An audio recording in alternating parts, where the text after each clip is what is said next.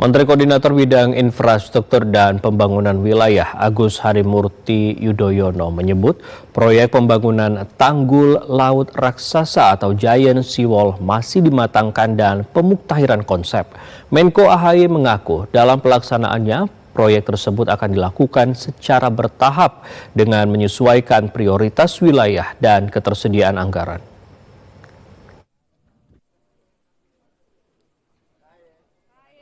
Menteri Koordinator Bidang Infrastruktur dan Pembangunan Wilayah Agus Harimurti Yudhoyono menegaskan proyek pembangunan Tanggul Laut Raksasa atau Giant Seawall masih dalam tahap pematangan konsep.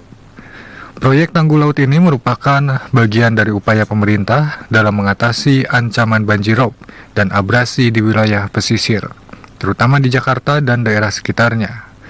Menko AHY menilai tidak boleh ada keputusan yang diambil secara tergesa-gesa, karena proyek ini melibatkan banyak pihak seperti kementerian dan stakeholder terkait, termasuk Kementerian Pekerjaan Umum dan Perumahan Rakyat atau PUPR, Badan Perencanaan Pembangunan Nasional (Bappenas), serta pemerintah daerah dari Jakarta, Banten, hingga Jawa Timur. Menko AHY mengatakan terkait cakupan Giant Seawall yang mencakup wilayah dari Banten hingga Gresik, sehingga pelaksanaannya akan dilakukan berdasarkan skala prioritas dan ketersediaan anggaran.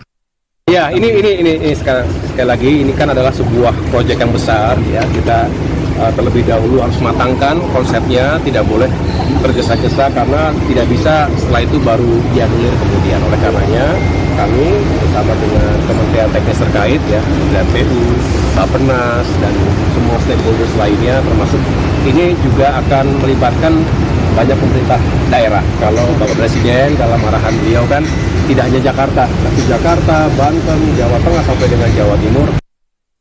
Sebelumnya, Wakil Menteri Pekerjaan Umum Diana Kusumastuti mengatakan Presiden Prabowo Subianto memerintahkan Menko Infrastruktur dan Pembangunan Kewilayahan AHY membentuk Satuan Tugas atau Satgas Tanggul Laut Raksasa atau Giant Seawall. Proyek tersebut akan membentang dari Tangerang, Banten ke Gresik, Jawa Timur sepanjang 946 km dengan perkiraan investasi besar.